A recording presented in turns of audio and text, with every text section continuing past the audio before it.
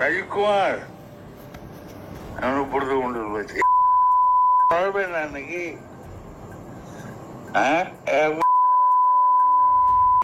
পশু ডেপুটেশন দিয়েছি, মারবে কি মারবো দেখুন। আমি পুলিশের তো এখনো পর্যন্ত কোনো প্রতিক্রিয়া দেখা যায়নি, কোনো গ্রেফতার নেই। মানুষই মনে করে না।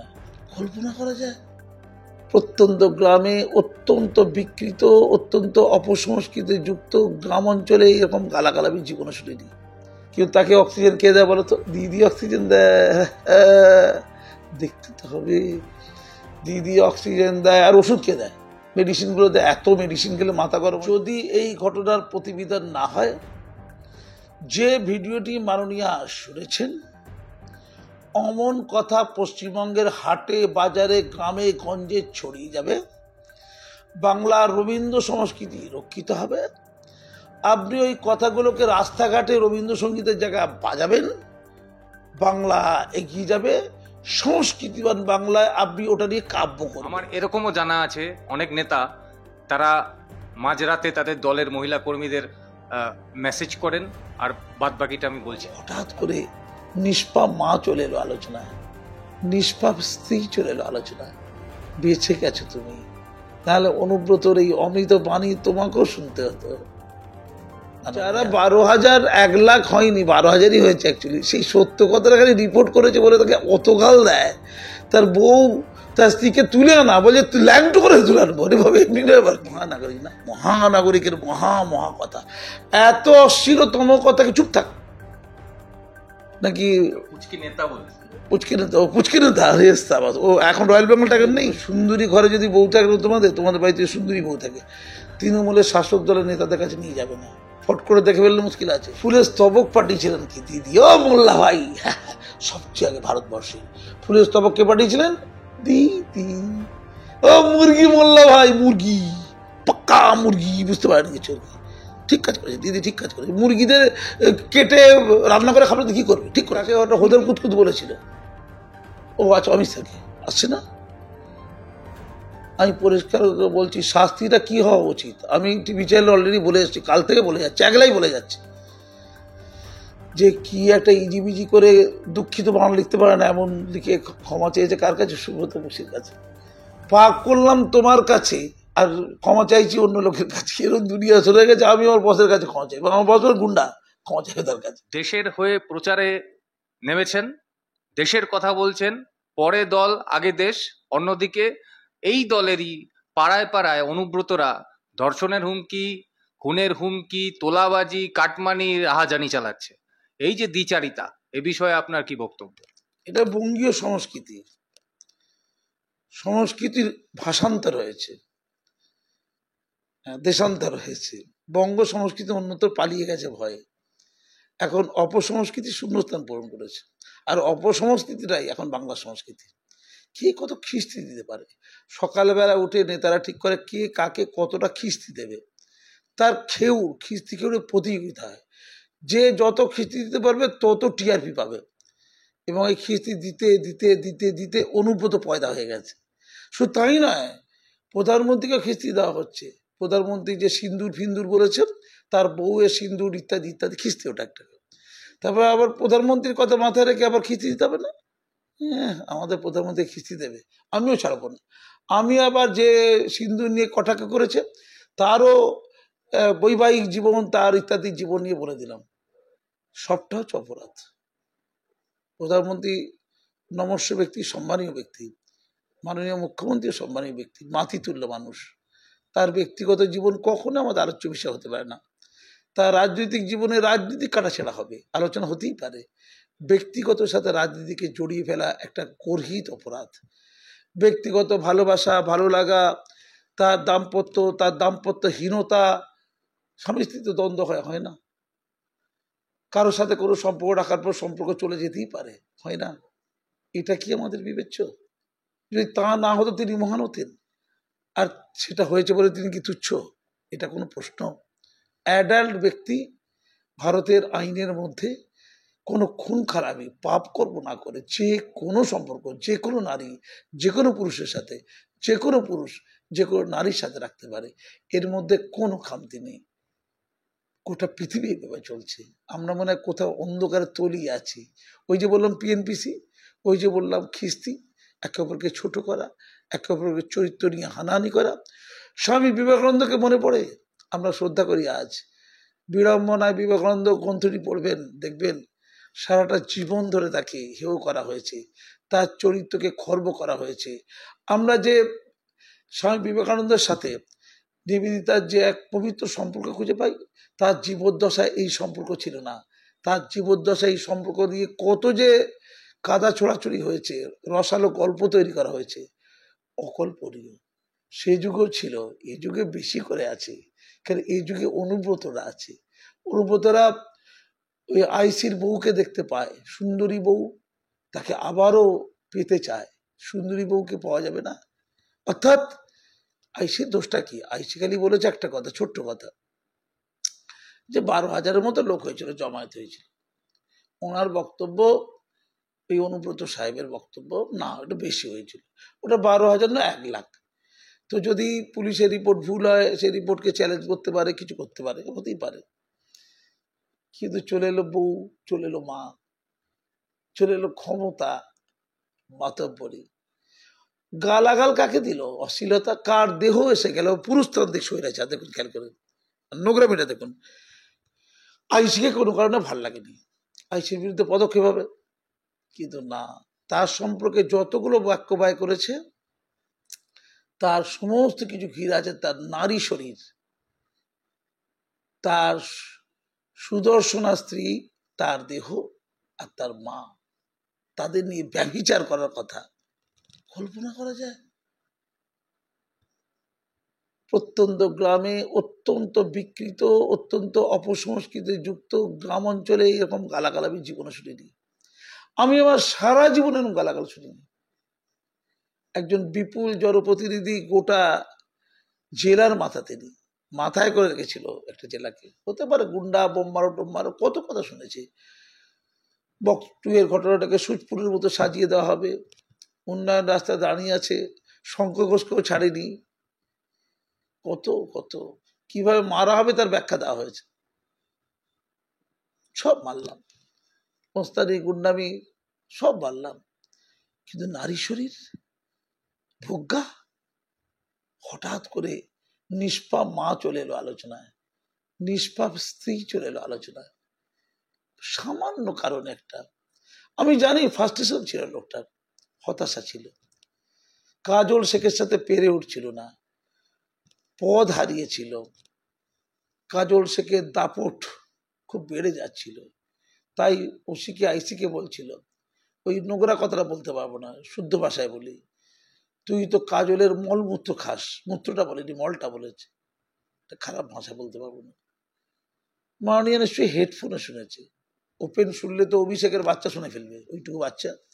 কিন্তু রাজ্যের হাজার হাজার শিশু, কিশোর কিশোরী ইউটিউব দেখে, তারা মন দিয়ে শুনেছে। কি সংস্কৃতি, কি শিক্ষা! ও কৃষ্ণেন্দু, তুমি একটু আগেই চলে গেছো না পৃথিবী ছেড়ে? চোর বলেছিল এই অসম্মানে, বেঁচে গেছো তুমি, নাহলে অনুব্রতর এই অমৃত বাণী তোমাকেও শুনতে হতো। মাননীয়া, পুলিশ যে দলদাস, কেন দলদাস হবে না? এই যে টর্চার, কাকে অভিযোগ করছে? রাজ্য পুলিশের প্রধানকে, ডিজিকে। অভিযোগ শুরু হচ্ছে কি দিয়ে? ওই খিস্তি দিয়ে, ওই খিস্তির আতুর ঘর দিয়ে অভিযোগ শুরু। কাকে বলছে? রাজ্য পুলিশের প্রধানকে। অন্য কেউ বলে তো ধরে সঙ্গে সঙ্গে লক আপ হয়ে যেত না। একটা বড় ঘটনা ঘটেছে, একটা ঐতিহাসিক ঘটনা। অনুব্রত ডেরাতে, বোলপুরে অনুব্রতর বিরুদ্ধে এফআইআর হয়েছে, সেটা গ্র্যান্ড হয়েছে। এটা কিন্তু অভিনব ঘটনা। কিন্তু গ্র্যান্ড হলে কি হবে? অ্যাকশন হবে না। শুধু সুব্রত বক্সিকে সরি বলে দেয়। দ্বিতীয় চিঠিটা কিন্তু অনুব্রত লেখেনি, ওই সুন্দর করে লিখেছে না, শ্রেণীর মতো সবার কাছে ক্ষমা চেয়ে নিচ্ছি, প্রণাম জানাই সুব্রত বক্সি, ওটা কিন্তু কোনো ভদ্র লিখে দিয়েছে। আর আগে চিঠিটা নিশ্চিত করে অনুব্রত লেখা। কি বানান, কি শব্দ চয়ন!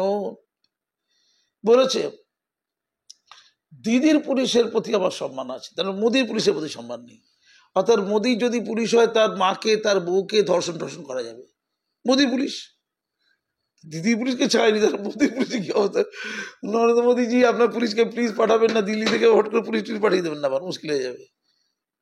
রে বাবা, তাহলে দিদির পুলিশের প্রতি এই হাল, তাহলে মোদির পুলিশ এলে কি হবে? সেই পুলিশদের ভাই, তারা তো রক্তের মাংসের মানুষ ভাই, তারা তো আমাদের রক্ত মাংসের গুলো, আমাদেরই পাশের প্রতিবেশী, তাদের তো গাল দেন কেন? দেখতে পাচ্ছেন রক্তে মাংসের গড়া মানুষের এই পুলিশের তো এখনো পর্যন্ত কোনো প্রতিক্রিয়া দেখা যায়নি, কোনো গ্রেফতার নেই। মানুষই মনে করে না, যারা 12,000 1 লাখ হয়নি, 12,000ই হয়েছে অ্যাকচুয়ালি, সেই সত্য কথাটা খালি রিপোর্ট করেছে বলে তাকে অত গাল দেয়। তার বউ তার স্ত্রীকে তুলে আনা, বলে ল্যাংটো করে তুলে আনবো, ভাবে এমনি নয় আর কি।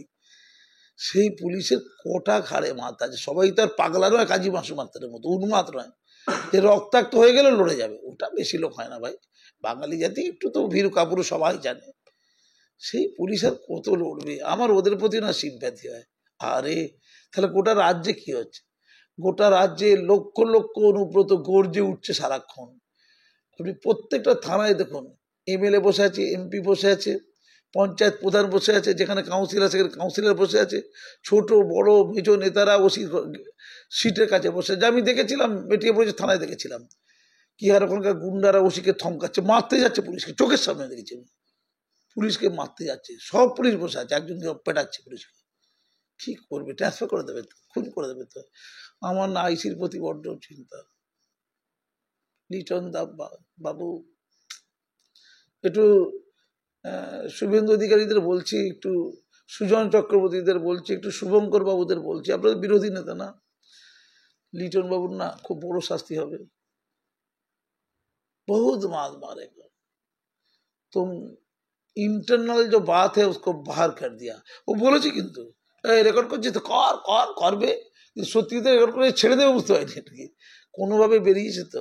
দুটো লোকের কাছ থেকে তো বেরোবে, একটা যে অনুব্রতর কাছ থেকে তার দলবল, আর হচ্ছে ওসি বা তার দলবল করতে কোনো একটা জায়গাতে বেরিয়েছে, তাহলে ওসিকে তো রেসপন্সিবল করবে। ওসি দূর দূরান্তে ট্রান্সফার হতে পারে, অপঘাতে মৃত্যু হতে পারে। আমি ওসিকে নিরাপত্তা দিতে বলছি। राजीव जी, আপনি তো অনেক বড় বড় কথা বলেন, एक मारेगा तो हम 4 मारेगा বলেছেন না রাজীব কুমার, एक गोली मारेगा तो हम कितना गोली मारेगा, 4 गोली मारेगा। রাজীব কুমার একটু গোলি মেরে দিন না, ওই তো পাওয়া যাচ্ছে না, তো পাঞ্জাবি পরে নাকি ঘুরে বেড়াচ্ছে শুনলাম, তো কালকে না গেলে যাবেন স্টেট কপাল করে গুলি করে দিন। জন্তু জানোয়ারদেরকে সমাজ আর রাখবেন কেন? কিন্তু সরি বলে নিয়েছে, কি মহান কাজ করেছে। আবার এ কি বলছে, পুচকে ঘটনা বলেছে না, এ পুচকে কথা, এটা পুচকে কথা। ফিরোজ হাকিম সাহেব, আপনার লাজ লজ্জা আছে তো? থাকেন তো বেটিয়ে বলে দিয়ে, কোথায় থাকে না, মিনি পাকিস্তান থাকে, আমি লাজ লজ্জা আছে, লাজ লজ্জা, এইটা পুচকে কথা। ফিরোজ হাকিমের বউকে বলবে উলঙ্গ করে নিচে মারবো, মাকে ধরে কি সব করে বলছে না, ওইটা ধরুন কেউ তুমি ধরে বললে, ফিরোজ হাকিম সাহেবের কিচ্ছু গায়ে লাগবে না, পুচকে কথা। তখন আমরা টিভিতে কি বলে, ওটা পুচকে কথা। ফিরাজ সাহেব, আপনি মহানাগরিক না, মহানাগরিকের মহা কথা, এত অশ্লীলতম কথা কি চুপ থাক নাকি? পুচকি নেতা বলেছে, পুচকি নেতা, ও এখন রয়্যাল বেঙ্গল টাইগার নেই, কেউ তাকে অক্সিজেন কে দেয় বলো তো? দিদি অক্সিজেন দেয়, দেখতে তো হবে, দিদি অক্সিজেন দেয়, আর ওষুধ কে দেয়, মেডিসিন গুলো দেয়। এত মেডিসিন খেলে মাথা গরম হয়ে যায়, আর যখনই মাথা গরম হয়ে যায় ওই অন্য লোকের বউকে তুলে নিয়ে চলে আসবে। ইগিরে ভাই, সাবধান হয়ে যেতে হবে। সুন্দরী ঘরে যদি বউ থাকে, তোমাদের বাড়িতে সুন্দরী বউ থাকে, তৃণমূলের শাসক দলের নেতাদের কাছে নিয়ে যাবে না, ফট করে দেখে ফেললে মুশকিল আছে, ওষুধ খেলেই মাথা গরম হয়ে যাবে। সৌগত রায়ের কি ওষুধ খাওয়ার ব্যাপার আছে নাকি? এই বুড়ো বুড়ো লোকদের বলছে, ওরা বেশ ভালো লোক, কিন্তু ওরা কিন্তু ওদের মাথা গরম বলে অন্যের বউকে তুলে আনার কথা বলে না। কিন্তু ভয়ঙ্কর কালচারে ভাই। দিদি অক্সিজেন কম দিয়েছে, অক্সিজেনের গন্ডগোল হয়েছে, ওষুধ বেশি খেয়ে ফেলেছে, সঙ্গে সঙ্গে মাথা গরম হয়ে গেছে। আর মাথা গরম হয়ে গেলে অন্যের ভাইকে তুলবে না, বোনকে তুলবে, দেখে দেখে মহিলা তুলবে। সুন্দরী হলে তো মুশকিল আছে। সুন্দরী মেয়ে যাদের যাদের আছে, আমি অনুরোধ করছি, আপনারা কিন্তু তৃণমূলের নেতাদের কাছে সুন্দরী মেয়ে মোটেই নিয়ে যাবে না, বিজেপিও কম নেই, চারিদিকে এইসব চলতে। কি নারীর প্রতি ভক্তি, নারী দেখলেই দেহ মনে পড়ে, অন্য কিচ্ছু মনে পড়ে না। যে দেশে মা দুর্গা, মা সরস্বতী, মা কালীর পুজো হয়, মায়ের আরাধনা হয়, সে দেখলে সে দেশে সে সমাজে এই নেতাদের নারী দেখলেই শুধু শরীর মনে পড়ে। কি লজ্জা নয়? আর নাকি ক্ষমা চেয়ে নিয়েছে কার কাছে? মানে আমি পাপ করলাম তোমার কাছে, পাপ করলাম এক্স এর কাছে, তার বউ নিয়ে খারাপ কথা বললাম, তার মাকে নিয়ে খারাপ কথা বললাম, আর ক্ষমা চাইলাম কার কাছে? আমার বসের কাছে। আমি আমার বসের কাছে ক্ষমা চাই কি হবে? স্যার না যে যা আমি একটু যোগ করে দিই, সেটা হচ্ছে এই অনুব্রত মণ্ডলের অডিওটা ভাইরাল হয়েছে, কিন্তু এইরকম অনুব্রত মণ্ডল শুধুমাত্র তৃণমূলে নয়, বিজেপি, সিপিএম, কংগ্রেস প্রত্যেকটা দলে রয়েছে। আমার এরকমও জানা আছে অনেক নেতা তারা মাঝরাতে তাদের দলের মহিলা কর্মীদের মেসেজ করেন, আর বাদ বাকিটা আমি বলছি না। আমি তো বললাম পচে গেছে তো। বাংলা সংস্কৃতি বলতে নোংরা সংস্কৃতি, আমি বললাম না? এটা তো কেউ ছাড় নেই তো, বিজেপিকে ছাড়া আছে নাকি? ওই কামিনী কাঞ্চন আমি দেখতে পাইনি বাবা, ওই তথাগত বাবু না সারাক্ষণ শুনি ভাবে, জানেন তো, ও রোজ খুঁজে পায় কামিনী আর কাঞ্চন। আচ্ছা তথাগত বাবু কালকে গিয়ে একটু বলতে পারে তো, ওই কি একজন আসছে না, এই কাকে ওটা হোদেল কুতকুত বলেছিল, ও আচ্ছা অমিত শাহকে আসছে না? আমি পরিষ্কার বলছি শাস্তিটা কি হওয়া উচিত। আমি টিভি চ্যানেলে অলরেডি বলে এসেছি, কাল থেকে বলে যাচ্ছি, একলাই বলে যাচ্ছে যে কি একটা ইজিবিজি করে দুঃখিত বাংলা লিখতে পারে না, এমন লিখে ক্ষমা চেয়েছে কার কাছে? সুব্রত বক্সির কাছে। পাপ করলাম তোমার কাছে আর ক্ষমা চাইছি অন্য লোকের কাছে, এরকম দুনিয়া চলে গেছে। আমি আমার বসের কাছে ক্ষমা চাই, আমার বস গুন্ডা, ক্ষমা চাইবে তার কাছে। আমি পরিষ্কার কাজীর বিচার করে দিয়ে এসেছি, টিভি চ্যানেলে বলেছি, তোমাদের কাছে বলে দিই কাজীর বিচার। আমি ধরো কাজী, আমরা তো ৭০ বছর বিচার করেছি, কত বছর? ৭০ বছর। তোমরা বিচার করছো কদিন? এই মাত্র ৭৭ বছর, আমি ৭০ বছর ডিএনএতে আছে, ডিএনএতে। এরা ছোটি কি আধ ঘন্টা খালাস করে দিতাম পরে, একদম বিচার আধ ঘন্টা লাগতো, কাজের বিচার না। কি বিচার করতে হবে আমি যদি ক্ষমার মাধ্যমে বিচারকে সীমাবদ্ধ রাখি, ক্ষমার মাধ্যমে, তাহলে বোলপুর থানার কাছে নাক্ষত দেবে কে? ওই অনুব্রত নাক্ষত। আদিবাসী মেয়েদেরকে নাক্ষত দিয়েছে না তৃণমূলের নেতারা, আদিবাসী মহিলাদের, ওটা নিয়ে জাস্ট অনুরণন হবে। অনেক দূর পর্যন্ত নাক্ষত দিতে পারে, কিন্তু ওর ভুঁড়ির প্রবলেম আছে, একটু একটু কমেছে তো, ব্যায়ামও হবে, স্বাস্থ্যের তো উন্নত সেবা হবে। আর এলাকায় যত ছেঁড়া জুতো আছে, জুতো তো থাকতে হবে, দামি জুতো ভাই করা যাবে না, সামাজিক জুতো ক্ষয় হবে। এলাকায় কিছু বোলপুরের দিকে তো ছেঁড়া ফেঁড়া চপ্পল টপল পাওয়া যাবে, এলাকার যত শিশু কিশোর থাকবে তারা সব জুতো মারবে। এই যখন নাক্ষত দিচ্ছে গণজুতো, গণজুতো পরিষদের প্রধানকে ডাকতে হবে, সে জুতো সাপ্লাই দেবে আর কি। এই নাক্ষত দিতে দিতে কোথায় যাবে? মিস্টার আইসি লিটনের বাড়িতে। সেখানে লিটন বাবুর কাছে পায়ে হাত দিয়ে ক্ষমা চাইবে, কিন্তু লিটন বাবুর স্ত্রীর গায়ে হাত দেওয়া যাবে না, পায়ে হাত দেওয়া যাবে না, তার মায়ের পায়ে হাত দেওয়া যাবে না, ওটা না মহিলা, ও মহিলার গায়ে হাত দিলে অন্য কিছু ভাববে, ও বলা যাবে না, ও ক্ষমা ঠিক হবে না, দূর থেকে ক্ষমা চাইতে হবে, পায়ে হাত দেওয়া যাবে না, এটা দূর থেকে, দুটো মহিলার দূর থেকে। যতক্ষণ ওই দুজন মহিলা ক্ষমা করবে ততক্ষণ শুয়ে থাকবে, সাষ্টাঙ্গে শুয়ে থাকবে হাত জোড় করে।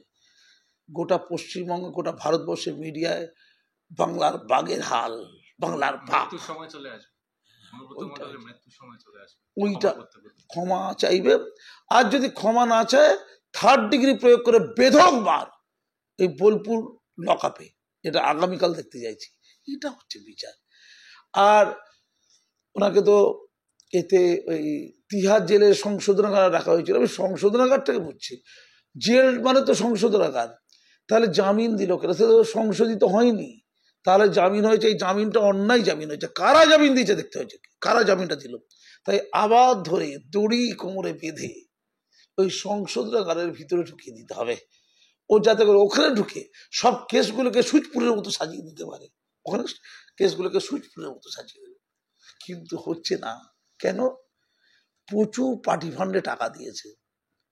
আরে ভাই, অর্পিতার জন্য মানে পার্থ টাকা তুলেছে, কিন্তু অর্পিতাদের দিয়েছে, কিন্তু সেদিক দিয়ে কিন্তু অনুব্রত অনেক বেটার, মুখে বলছে, কিন্তু ওই অর্পিতাদের জন্য অত খরচা করেনি, ওর টাকাটা পার্টি ফান্ডে ভাগ করে নিয়েছে। যেমন দোলা বলেছিল তোলা আদায়ের কথা, যে 25%, 75%, 25%, 75, তোলা আদায় করে তোলো আর ভাগ করে খাও। অনুব্রত ভাগ করে খেয়েছে, সঙ্গে দিয়ে খেয়েছে, নাহলে ওর যে বডিগার্ড তার নাকি কোটি কোটি টাকা হয়ে গেছে, সাইকেল হোসাই মনে পড়ে না, কে বলছে 100, কে বলছে 150 কোটি, আমি জানি না, হয়তো কিছু কোটি, কোটি তো বটে, কোটি ছাড়া এদের কিছু বেজার হয় না।